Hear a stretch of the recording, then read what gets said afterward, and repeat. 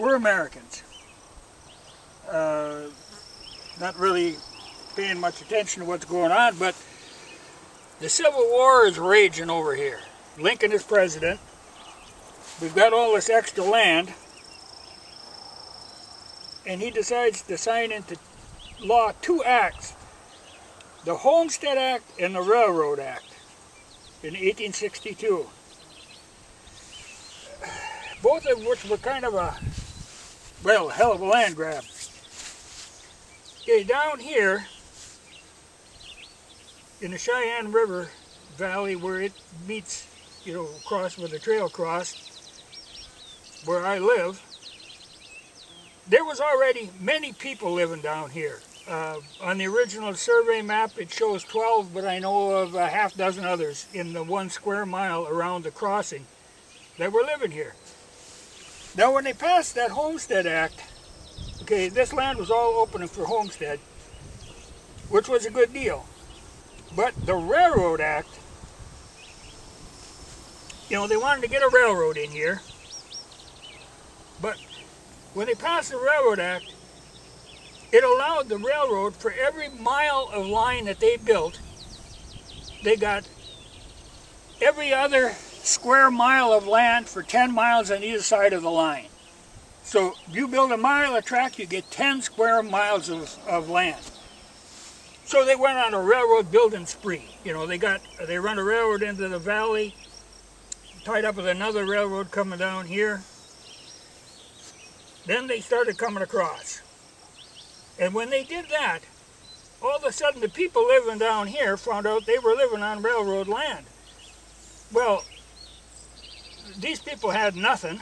They couldn't buy it, but the railroad was looking to make big bucks on this land. So the ones that were on homesteadable land, on the public land, they could file for it. But the ones that were on railroad land, they had to make a deal. And I'll show you later films of the area that ended up to be railroad land that all these people were living on that all of a sudden were homeless. Biggest land grab ever. The railroad ended up owning 10% of the country just from that Railroad Act. You know, great deal for them. Not so good for the people that were already there. But before the railroad got here, they had drug a steamboat. Well, they run her up river as far as they could. Then they drug it overland into the valley and started running a steamboat line. And eventually there got to be quite a few steamboats and barges running on the river between Pembina up by Winnipeg down to Moorhead or even down to Fort Abercrombie. But the first rail line got to Moorhead.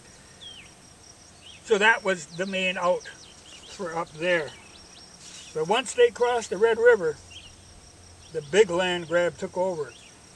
You'll find the railroads running, well, approximately 20 miles apart, because that's how they got all that land. So they ended up with most of the towns around here. You'll find them, they're all strung out along the rail lines, about 10 to 12 miles apart, because that was a normal distance you could haul grain in a wagon to an elevator. You know, it was practical at that.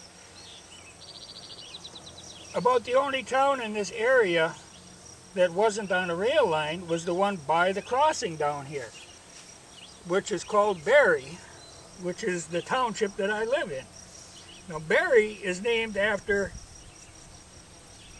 some area up in Canada, because the guy who settled this area had first come from up there, because, you know, as they're going through this, they had a good place, you know. In fact, there's an open spot where one of the things that the Métis were bringing down was wheat, and because they were growing wheat up in Pembina, and some of the first wheat grown in this area was grown right down in the valley here.